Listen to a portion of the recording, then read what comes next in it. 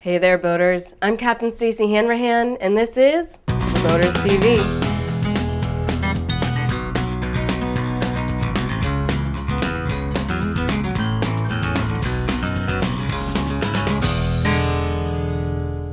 First up, we'll see what's making waves in nautical news.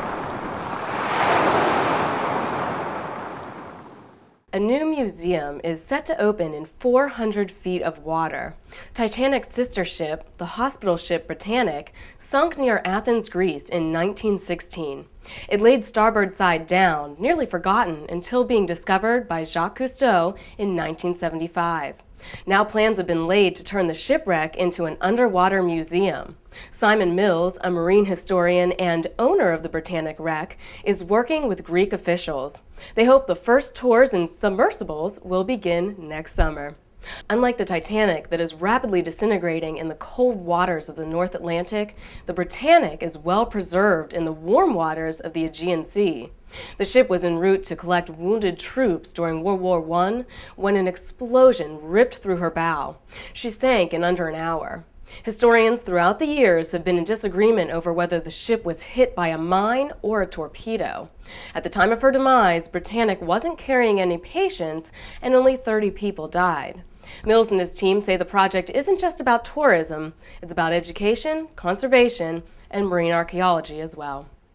Now it's time for our Boat Test Reports feature of the week, where we'll take a look at the 206 Viper by Sylvan.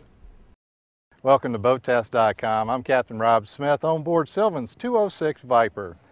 The 206 Viper sets itself apart partially in the fact that it runs so well with only 150 horsepower outboard on the stern.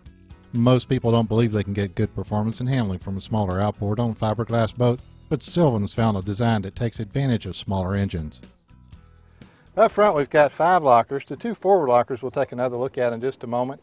Behind them is going to be room for your batteries for your trolling motor.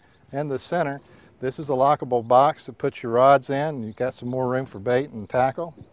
We've even got a step locker here that you can throw some drinks in. Up in the peak, the bow panel has a battery monitor, trim switch, live well switch, nav and courtesy light switch, as well as a trolling motor socket, all grouped conveniently together within easy reach of the fishing chair. Visibility and comfort at the helm was good. The driver controls the tunes and can plug in an MP3 player for their own mix. The Seastar hydraulic steering made it effortless to drive. The gauges are high above the wheel for good visibility. Under the starboard jump seat you have access to the cranking battery. The center and port side is a fish locker and bait pail.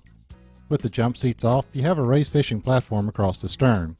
In the center of the cockpit is a very large sole locker to stow skis and other long items. Under the starboard gunwale is a locker for stowing 3 rods. The Viper 206 measures 20 feet 6 inches length overall with a beam of 8 feet. She weighs about 1,960 pounds dry and carries a fuel load of 50 gallons. She's rated for up to 225 horsepower and can carry up to 6 people or a maximum of 2,050 pounds of people and gear. Even if you drove this boat all day, it wouldn't wear you out. She rides better with a load than she did with only 2 on board. I did get some cavitation in turns, but otherwise she handled and performed well. I believe a change in prop geometry will easily correct this. The 206 Viper easily reached a maximum of 42.5 miles per hour and seemed to cruise comfortably at 3,500 RPM for a speed of 26.8 miles per hour and a range of 160 miles on a full tank. She's on plane in 5.2 seconds and up to 30 miles per hour in 12. The Viper 206 is a sporty rig. She has the features of a bass boat, the interior depth of a northern walleye boat, and the performance of a ski boat. She's designed with ease of use, ease of cleaning, and ease of maintenance in mind. I'd say she's certainly tilted more toward fish than toward ski, but as I found out, she can do both. Thanks to BoatTest for that report. To see more of the Sylvan 206 Viper, you can cruise on over to BoatTest's website at www.boattest.com. Now it's time to answer yesterday's Rules of the Road question. The question was, inland only. A vessel of less than 20 meters in length at anchor at night in a special anchorage area designated by the Secretary, A, must show 1 white light, B, need not show any lights, C, must show 2 white lights, or D, need show a light only on the approach of another vessel. And the answer is B, need not show any lights. If you watched yesterday's show, you probably already know what I'm gonna say. I'd rather be seen than sorry. Plus, 20 meters, that's 65 feet. That's a big boat to bump into in the dark. It's It's like my daddy always said, it's not you I worry about, it's all the other yahoos on the road. Enough said. In just a moment, we'll have today's Rules of the Road question for you. Tune in tomorrow for the answer. For TBTV, I'm Captain Stacy, and I'm still fighting this cold.